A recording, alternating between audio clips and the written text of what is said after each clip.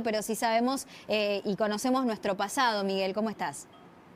¿Qué tal? ¿Cómo te va? Mucho gusto. Muchas gracias por la nueva comunicación. Vamos a seguir hablando Un un rato. placer, sí, la verdad es que era muy interesante y está bueno analizar un poco, Claro, analizarnos como individuos y sí, como sociedad.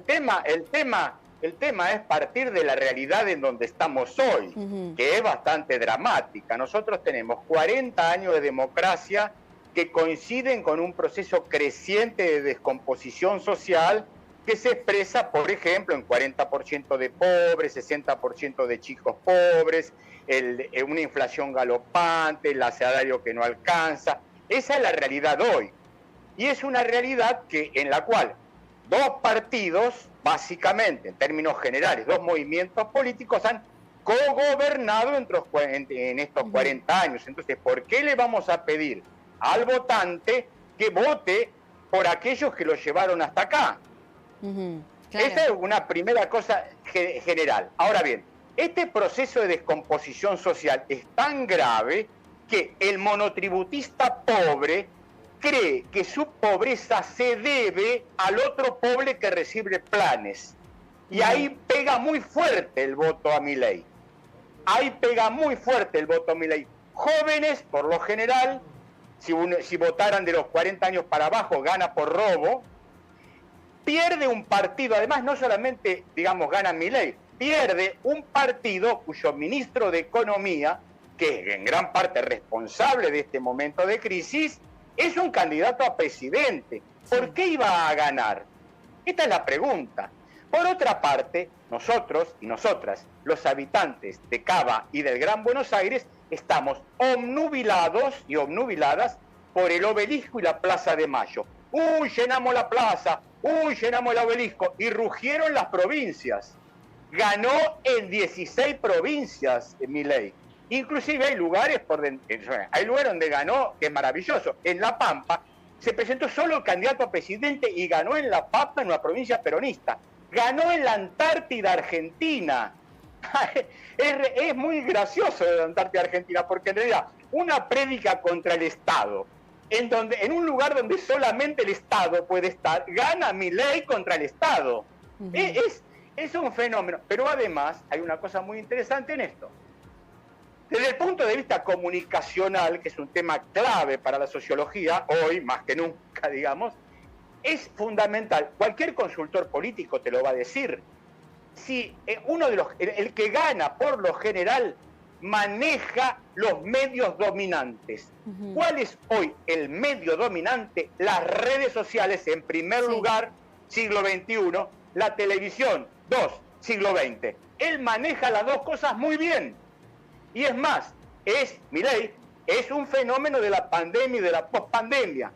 Crece junto con los sectores que se han opuesto a la reclusión en la pandemia. Pero Miguel no solamente acá.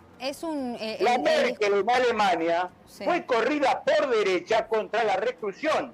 Los antivacunas, los tierraplanistas, todos se juntaron para luchar contra la reclusión en la pandemia. Y Milei, digamos, crece ahí cuando las redes sociales han sido fundamentales. Pero en la comunicación nuestra. ¿Recuerdan cómo estábamos? Milei tiene un discurso o unas propuestas o unos proyectos que realmente son bastante irrisorios para aplicar aquí en Latinoamérica. Él dice, no, bueno, porque en Suiza los vouchers de educación, todo eso, bueno, ponele que en Suiza puede llegar a funcionar.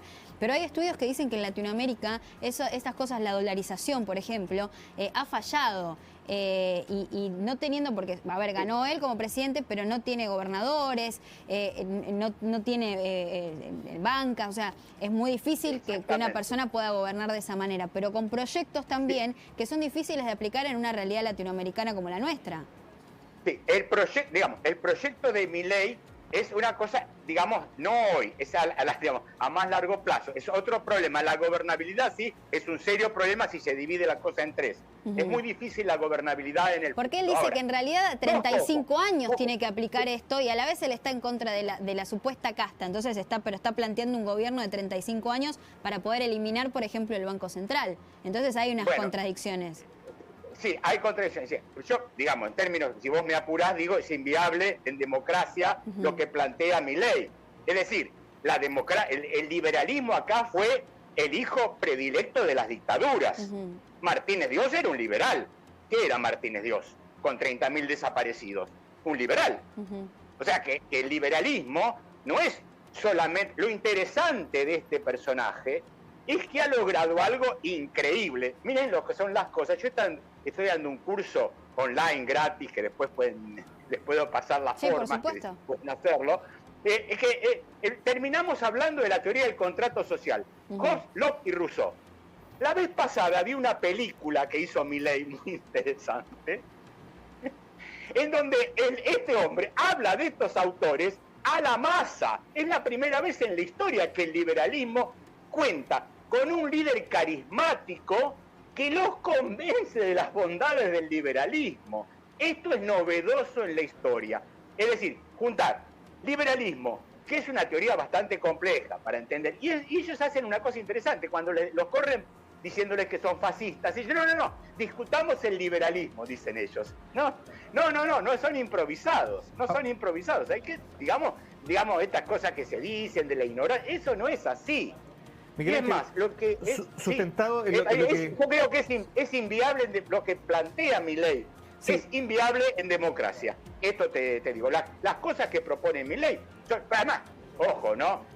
Son como imposibles, porque estamos pensando que va a asumir, por ejemplo, el gran presidente, va a asumir y no hay más sindicatos, no hay más empresarios, no hay más movimientos sociales. Todo eso sigue en la Argentina. Miguel Ángel, sustentado en lo que dice Barbie, efectivamente las medidas que plantea Milei son, no voy a decir inalcanzables, pero muy difíciles de conseguir, y esto lo respaldan no solamente estudios de Latinoamérica, también otros de Suecia, donde el voucher educativo fue un fracaso.